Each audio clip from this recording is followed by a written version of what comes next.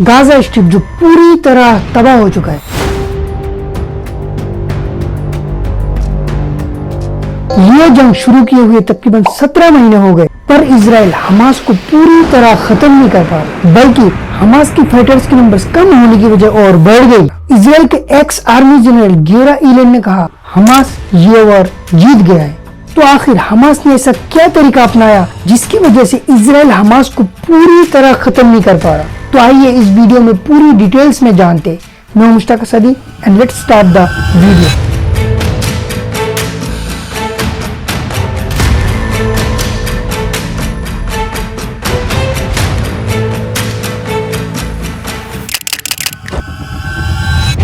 अक्टूबर तकरीबन सुबह 6:30 बजे के बाद इजराइल पर रॉकेट की बारिश होने लगती है। 20 मिनट के अंदर तकरीबन 5000 रॉकेट्स फायर किया जाता है और देखते ही देखते इजराइल में एक डर का माहौल क्रिएट हो जाता है। रेड साइलेंट बजने लगता है, हजारों की संख्या में लोग मारे जाते हैं और इसी दिन इजराइल ने गाजा पर इन्वेड और हमास को डिस्ट्रॉय करने की घोषणा की। We will destroy Hamas, free our hostages, and ensure that Gaza doesn't ever pose a threat to Israel again. Israel की मिलिट्री पावर को देखते हुए दुनिया काफी श्योर थी कि आईडीएफ इजीली हमास को दुनिया के नक्शों से मिटा देगा, लेकिन अब ऐसा लगता है हमास ने इजराइल को एक केयरफुली प्लान ट्रैप में फंसा दिया। हमास जानता था कि वो डायरेक्ट वॉर नहीं जीत सकता, क्योंकि हमास के पास ना अच्छे सोल्जर्स थे, ना अच्छे वेपन्स और ना अमेरिका जैसा कोई पावरफुल एली था। लेकिन उसने अपनी कमियां उसकी ताकत बनाई। इस बार हमास ने एक अलग स्ट्रेटेजी यूज की, एसिमेट्रिक वॉरफेयर, मतलब एक गोली चलाओ और गायब हो जाओ।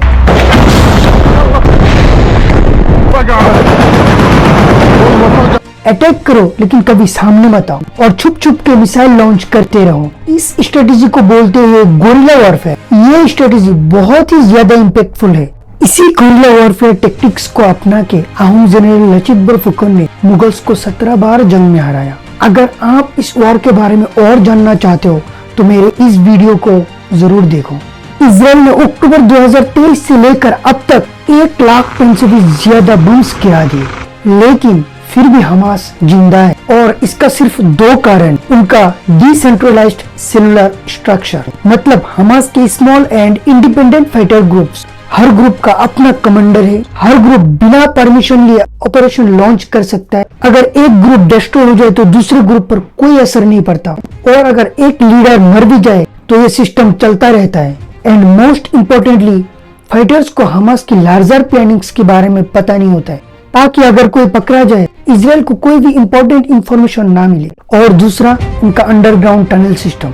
टनल्स इस रेजिस्टेंस का सीक्रेट वेपन है। इजराइल बार बार टनल्स को हमास का सबसे बड़ा एडवांटेज बताता है, लेकिन ये कॉन्सेप्ट नया नहीं है। टनल वॉरफेयर हजारों सालों से यूज हो रही है। अगर आपको गाजा की टनल्स की हिस्ट्री डिटेल्स में जाननी है देन कमेंट करो। वियतनाम वॉर जो 1950 से लेकर 1970 तक चला, इस वॉर में वियतनाम ने अमेरिका को हराया था एंड वो युद्ध 20 साल तक चला था। अमेरिका ने वियतनाम पर 7 मिलियन टन बम्स गिराए थे, जिसकी वजह से वियतनाम का 25% रेन फॉरेस्ट बर्बाद हो चुका था। ये ह्यूमन हिस्ट्री की सबसे बड़ी हवाई बमबारी थी, जिससे बचने के लिए वियतनाम की फाइटर्स ने 20-30 से लेकर 50 मीटर गहरे सुरंगें खोद ली थी और उसके अंदर से ही लड़ाई लड़ रही थी। एंड ऐसे ही टनल्स को यूज करके अमेरिका का सबसे बड़ा बॉम्बिंग कैंपेन सरवाइव कर लिया था। हमास ने इन्हीं हिस्टोरिकल एग्जांपल से सीख लेकर अपना टनल सिस्टम डिजाइन किया है। ये टनल्स बहुत गहरे हैं, कई जगह 50 मीटर और कई जगह 100 मीटर। डिगिंग के लिए टनल बोरिंग मशीन